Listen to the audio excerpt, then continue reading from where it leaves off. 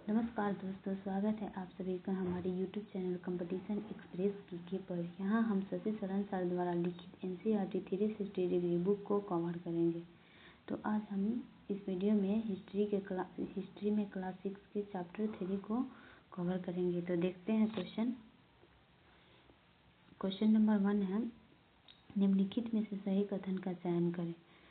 तो फर्स्ट कथन है, लगभग 150 साल पहले रेलवे लाइन बिछाने के क्रम हड़प्पा पुरास्थल की खोज हुई थी। दूसरा है, हड़प्पा स्थल पाकिस्तान के पंजाब प्रांत में स्थित है। इसका राइट आंसर हो जाएगा सी। 1 और 2 दोनों कथन सही है। इसका की पॉइंट्स में ज़्यादा कुछ नहीं है, कहानी दिया हुआ है इसीलिए इसको नहीं बता रहे हैं, जो इम्पोर्टेंट होगा उसको बताएंगे। नेक्स्ट क्वेश्चन है, निम्नलिखित में से हड़प्पा सभ्यता का निर्माण कब हुआ? तो हड़प्पा सभ्यता का निर्माण हुआ था 4700 साल पहले। राइट आंसर 1 हो जाएगा।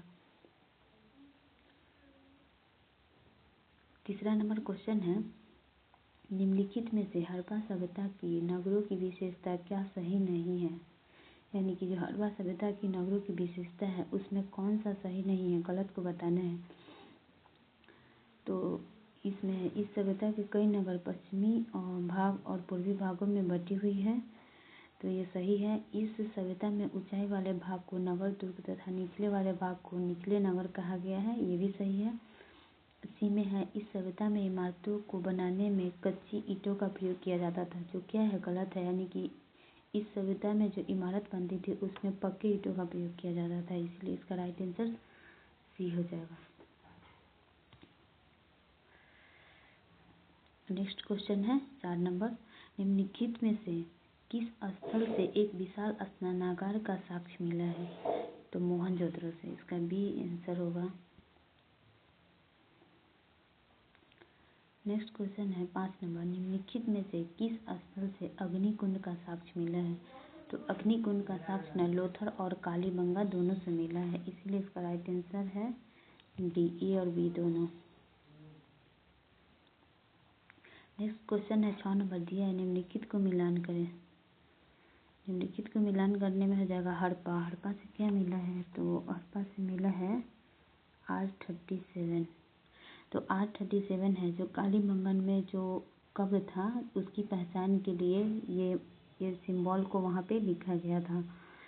दूसरा में है मोहनजोदड़ो से मिला था स्नानागार। और तीसरा है कालीबंगा से मिला था मुहरे और लोथल। चौथा है लोथल से मिला था बंदरगाह। तो इसका राइट आंसर होगा सी।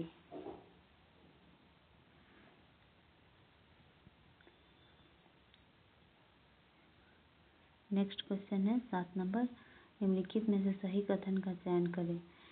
एक में हड़प्पा सभ्यता में गहने और बर्तन अधिकतर पत्थर, शंख, तांबे, कांसे, सोने और चांदी जैसी धातुओं से बनाई जाती थी। तो क्या है, ये सही है। नेक्स्ट क्वेश्चन है 8 नंबर, हड़प्पा सभ्यता के लोग लाल मिट्टी के बर्तन बनाने में किस रंग का प्रयोग करते थे? तो इसका राइट आंसर हो जाएगा बी, काला रंग का प्रयोग करते थे। नेक्स्ट क्वेश्चन है, सिंधु घाटी सभ्यता में बहुमूल्य धातुओं को तौलने के लिए किस पत्थर से बने बाट का उपयोग किया जाता था? तो चाट पत्थर का उपयोग किया जाता था बाट बनाने में।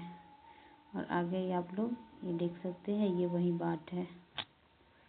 नेक्स्ट क्वेश्चन है 10 नंबर, जो किसी खास चीज़ को बनाने के लिए खास प्रशिक्षण लेता है उसको कहते हैं हम लोग विशेषज्ञ।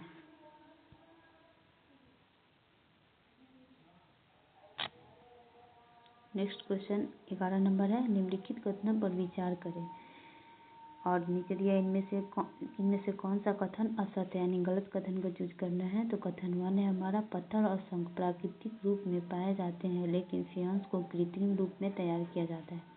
दूसरा कथन है, हड़प्पा सभ्यता में लोग तांबा, लोहा, सोना, चांदी और बहुमूल्य पत्थरों को दूर दूर तक निर्यात करते थे। तो इसका राइट आंसर हो जाएगा बी, यानी असत्य। गलत कौन सा है?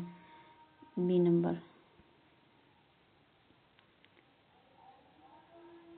नेक्स्ट क्वेश्चन है, निम्नलिखित में से कपास की खेती का साक्ष्य मिलता है।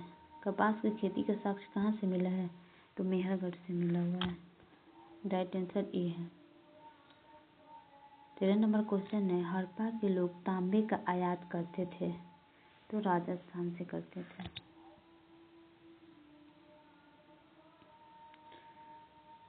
14 नंबर है, निम्नलिखित में से असत्य कथन का चयन करें। कथन नंबर 1 है, हड़प्पाई लोग पश्चिम एशियाई देश ओमान से भी तांबे का निर्यात करते थे। दूसरा है, कांसा बनाने के लिए तांबे के साथ जस्ता को मिलाया जाता था। तीसरा है, टीन का आयात आधुनिक ईरान और अफगानिस्तान से किया जाता था। तो इसका राइट आंसर हो जाएगा बी, यानी 1 और 2 दोनों सही है। इसका हम की पॉइंट्स देख लेते हैं। दिया हुआ है कि हड़प्पा के लोग तांबे का आयात संभवतः आज के राजस्थान से करते थे। यहाँ तक कि पश्चिम एशियाई देश ओमान से भी तांबे का आयात किया जाता था। कांसा बनाने के लिए तांबे के साथ मिलाई जाने वाली धातु टीन का आयात आधुनिक ईरान और अफगानिस्तान से किया जाता था। सोने का आयात आधुनिक कर्नाटक और बहुमूल्य पत्थर का आयात गुजरात, ईरान और अफगानिस्तान से भी किया जाता था। नेक्स्ट क्वेश्चन है हमारा, निम्नलिखित में से हड़प्पा स्थल धौलावीरा बसा हुआ है। तो गुजरात में।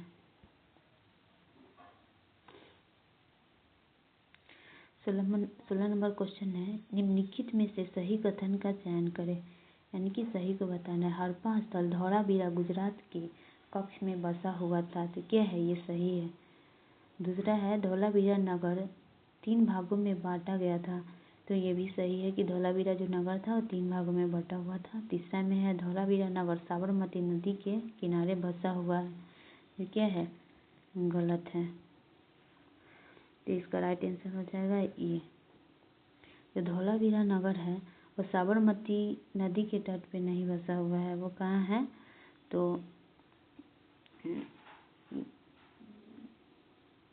जहाँ कीमती क्या बोला जाता है, गुजरात की खंभात की खाड़ी में मिलने वाली साबरमती की एक उपनदी के किनारे बसा है। लोथल नगर ऐसे स्थान पर बसा है जहाँ कीमती पत्थर जैसा क्या है, कच्चा माल आसानी से मिल जाता है। नेक्स्ट क्वेश्चन है 17 नंबर, हड़प्पा स्थल धौलावीरा निम्न में से किस नदी के तट पर बसा हुआ है? तो लूनी नदी।